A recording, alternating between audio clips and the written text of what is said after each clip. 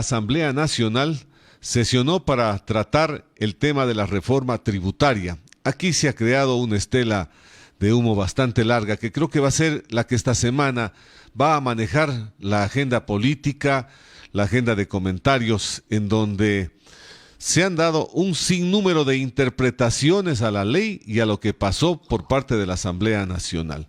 La Asamblea no aprobó ni negó el archivo del proyecto de la reforma tributaria, pero se habla por parte de algunos abogados y entendidos en la ley que esto estaría entrando ya por parte del Ministerio de la Ley y sería publicado ya el día de hoy en el registro oficial. Lamentablemente el tratamiento no se dio, se conocieron el informe de mayoría y el informe de minoría en la Asamblea, cuando debía haberse discutido el proyecto de la ley. Son varias interpretaciones que se han dado y precisamente para hablar sobre este tema estamos con Mauricio Alarcón. Mauricio, ya desde el punto de vista jurídico, legal, ¿cómo debemos entender lo que pasa en la Asamblea Nacional? La verdad, los ecuatorianos y yo también estoy perdido sin hoja de ruta porque interpretan unos legisladores de una manera, que se ha ido rechazado el proyecto, de que no puede entrar en vigencia. Por otro lado, se dice que se han cumplido los requerimientos y que el mismo sería publicado ya el día de hoy en el registro oficial. ¿Qué mismo es lo que pasa? Buenos días. Buen día, Rubén, y un gran abrazo a la distancia a toda nuestra audiencia de W Radio. Pues partamos de lo incomprensible, atropellado y sorprendente de los hechos del viernes pasado. En primer lugar, porque creo que el desconocimiento de la norma por parte de algunos legisladores que recién se estrenan en la Asamblea Nacional les ha llevado a cometer errores desde la primera moción. Y en segundo lugar, por supuesto, aquellos que teniendo vasta experiencia, no solo en el legislativo, sino en la negociación política entre el Ejecutivo y nuestro órgano de representación, han dado claras muestras de que hay algo detrás de los hechos de cierre de esta atropellada jornada del viernes pasado. Punto de partida para que nuestra audiencia lo tenga muy claro. La Constitución faculta al presidente de la República a enviar a la Asamblea Nacional proyectos de ley de los denominados urgentes en materia económica. Estos, a diferencia de los trámites ordinarios de la Asamblea Nacional, tienen que ser aprobados, modificados o negados dentro de un plazo máximo, días corridos, de 30 días a partir de su recepción.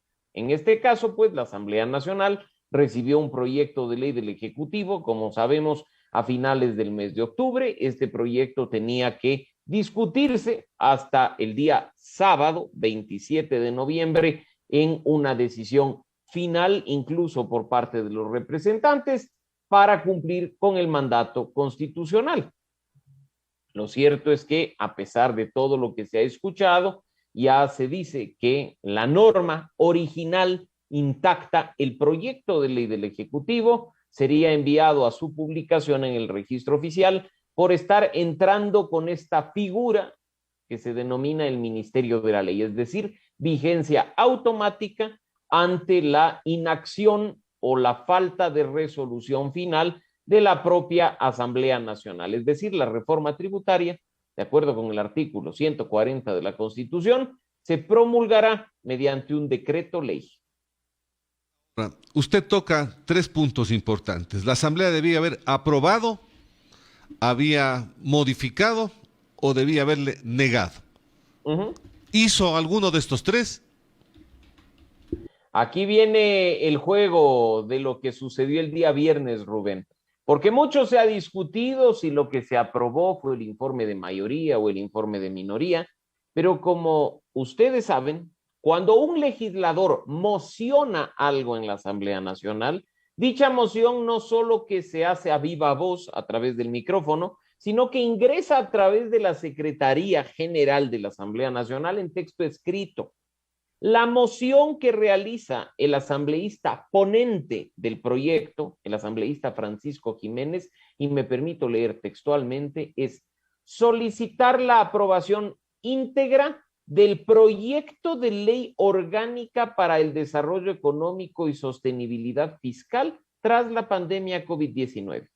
No mociona la aprobación del informe de minoría, mociona la aprobación íntegra del proyecto de ley. Desde ahí ya tenemos, según se entiende y según las normas del derecho parlamentario, un primer error, porque en teoría lo que se habría entendido en el Pleno y votado en primera instancia fue el informe de mayoría, cuando la moción no habla de informe de mayoría. Esta moción, recordemos además, tuvo apenas 30 votos favorables, más de 80 votos negativos, con lo cual la Asamblea, en una primera instancia, negó el informe de mayoría, aunque la moción diga que fue el proyecto de ley. Después vino una nueva moción por parte de un legislador del Partido Social Cristiano, su jefe de bancada, el señor Torres. El señor Torres mociona la negativa del informe de mayoría y el conocimiento del informe de minoría. Se rechaza con votos el informe de mayoría, se rechaza con votos el informe de minoría y después se procede incluso para cerrar el tema a la reconsideración de las votaciones.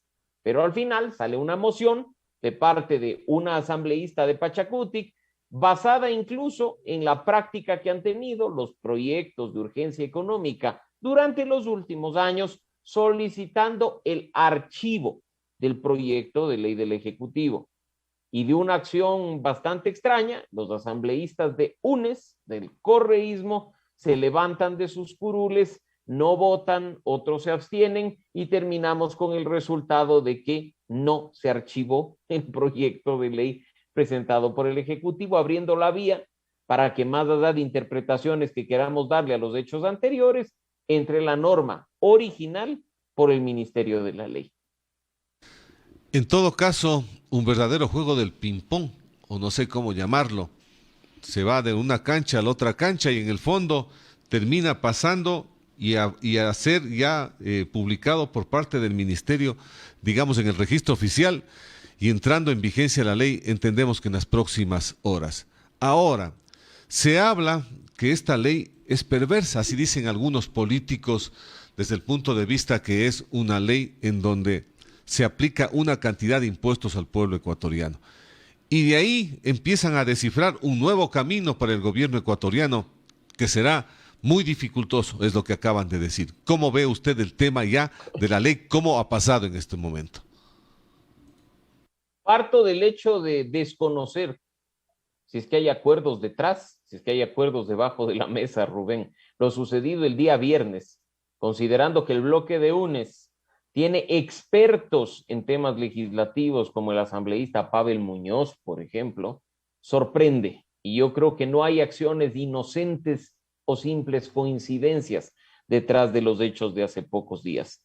En ese sentido, pues sí, uno podría concluir que el camino para lo que viene después, los temas laborales, los temas incluso que ya se dijo de inversión o de promoción de la inversión, podrían encontrar escollos en la Asamblea Nacional, pero ¿quién quita que lo del viernes sea apenas de la abreboca de un acuerdo entre el movimiento de gobierno y el bloque de la Revolución Ciudadana que viabilice lo que viene dentro de poco, ¿no? Creo que hay que esperar a ver cómo siguen los hechos, cómo siguen las acciones incluso al interior de la Asamblea Nacional. Lo único que nos queda claro a los ecuatorianos es que estamos frente a un presidente que cumplió una promesa de campaña, la de vacunarnos durante los 100 primeros días de gobierno, pero que incumplió un compromiso firmado y juramentado del 14 de enero de 2021 de no poner más impuestos a los ecuatorianos, algo que movilizó votos a su favor de parte de muchos de nosotros, y pues ya nada queda en ese sentido cuando tienes frente a el país un gobierno que no cumple con su hoja de ruta desde los 6 primeros meses. Habrá que ver qué viene dentro de los próximos días, si esto es simplemente una jugada, pero como tú bien lo has dicho, el proyecto original del Ejecutivo no solo que es perverso, sino que los efectos los veremos a corto, a mediano y largo plazo sobre la clase media, que siempre es la que paga los platos rotos de un Estado obeso, de un Estado que sigue gastando sin control, de un Estado que sigue endeudándose para todos los ecuatorianos y al que simplemente le importa sostenerse a través de un gobierno durante 4 años y después veremos cómo seguimos adelante. Mauricio, ¿cómo entender todo este comportamiento de la Asamblea Nacional? Y la verdad, se han dicho muchas cosas en este último fin de semana del comportamiento de UNES precisamente, que se ha hablado de algunas cosas y que probablemente bajo la mesa hay algún tipo de negociaciones y de presiones que se han hecho por la libertad del expresidente Glass, es lo que se ha manifestado y se ha corrido en redes sociales y se ha hecho viral incluso en varios medios de comunicación. La pregunta es, ¿será que definitivamente este tipo de cosas se están dando? Porque el país lo que debería haber entrado es a discutir en la Asamblea Nacional y a profundidad todo lo que dice este proyecto para poder encontrar con mucha gente que es entendida. Hay mucha gente que conoce y tiene alta capacidad para poder resolver este problema, pero realmente lo dejaron pasar así, por así. Y esto realmente nos preocupa, porque si esta ley pasa, ¿qué esperamos de aquí a futuro de la Asamblea Nacional? Hay que decir, Rubén, que sí se discutió el proyecto de ley. Se recogieron aportes en el primero y el segundo debate. Se mejoró incluso errores de origen del proyecto presentado por el Ejecutivo, pero hoy ya no hay cabida a mejora alguna. Entra el proyecto tal cual fue presentado por el presidente a finales del mes de octubre.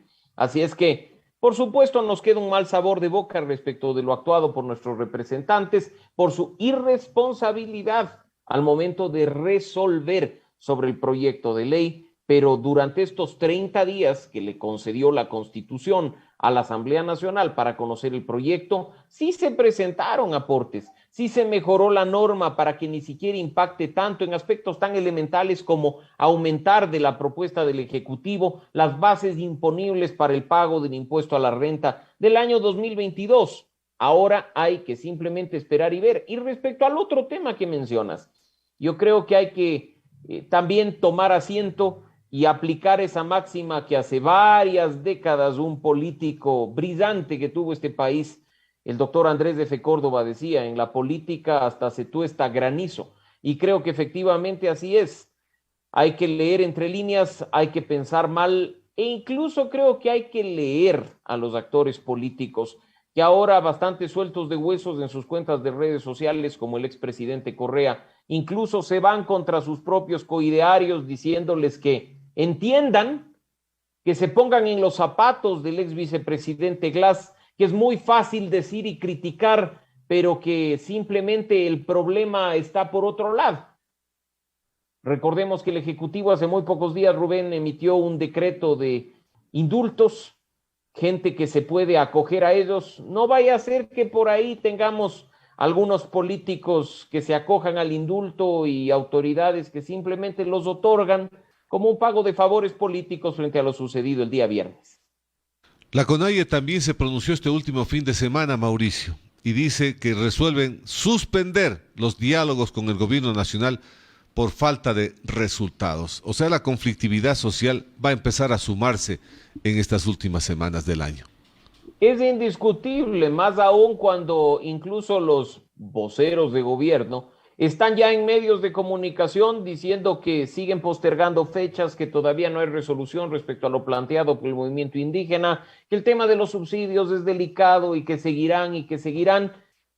Creo que los ecuatorianos no somos tontos, no hay una salida, las decisiones ya están tomadas y pues los grupos sociales, siempre y cuando protesten pacíficamente, como dice la Constitución y como está garantizado hasta en los instrumentos internacionales de derechos humanos, pues tienen el deber de hacerlo y en ese sentido el Estado pues tendrá que garantizar dicho derecho, que los sectores se movilicen y que protesten. Incluso, Rubén, como debes haber visto a propósito de lo del proyecto de ley, dos grupos políticos, el que cometió el error por omisión, dejémoslo así, el de la Revolución Ciudadana, así como la Izquierda Democrática, han anunciado ya acciones en el ámbito constitucional para tratar de impedir la entrada en vigencia de la norma, más allá de su publicación en el registro oficial, a partir del 1 de enero de 2022. Correcto. Muchas gracias, Mauricio. Un buen día y un buen inicio de semana. Un abrazo en la distancia. Siempre un gusto, Rubén, un abrazo y a la orden.